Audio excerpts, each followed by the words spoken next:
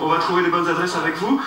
Un qui a les bonnes adresses souvent, c'est Manu de Bièvre. Il a trouvé le bon plan, en tout cas hier, pour suivre la première rencontre de cette Coupe du Monde entre le Brésil et la Croatie. Il est allé du côté de Bruxelles à Saint-Gilles, dans un restaurant brésilien. Il est allé hier soir, il vient de rentrer.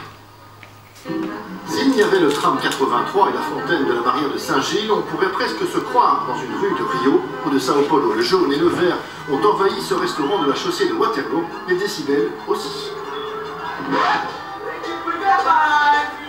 Près de 7000 Brésiliens sont officiellement domiciliés en Belgique, un chiffre qui grimpe à environ 50 000 si l'on compte les immigrés en situation irrégulière.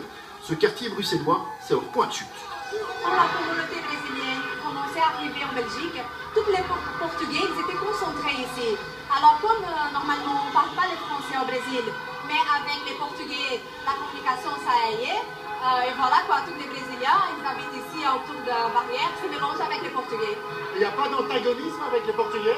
Non, pas avec les Portugais, avec les Argentins, oui. Pas encore d'Argentine ce soir au menu de la sélection Auriverde, mais la Croatie évidemment. Et les pronostics vont bon train.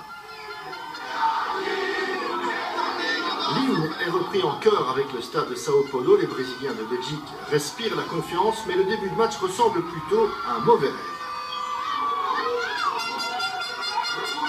Pour se consoler, la caipirinha maison est jaune, comme le maillot, mais avec de la mousse.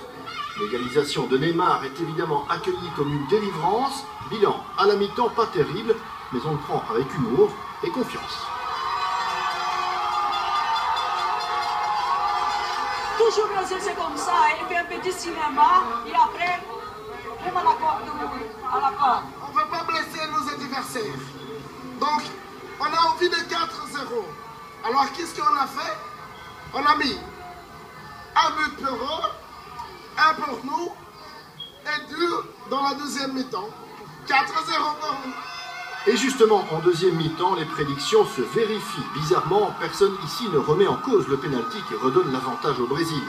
Un autre but d'Oscar plus tard, des centaines de Brésiliens bloquent la chaussée de Sao Paulo, de Waterloo, heureux mais réaliste. Aujourd'hui, moi-même, je viens de voir le match et je dis, c'est pas comme ça qu'il faut jouer. Il faut donner plus, il faut donner plus. Nous Brésiliens, c'est comme ça. La musique, l'ambiance de folie, les sourires, hier soir à Saint-Gilles, on s'y croyait à quelques rares détails près.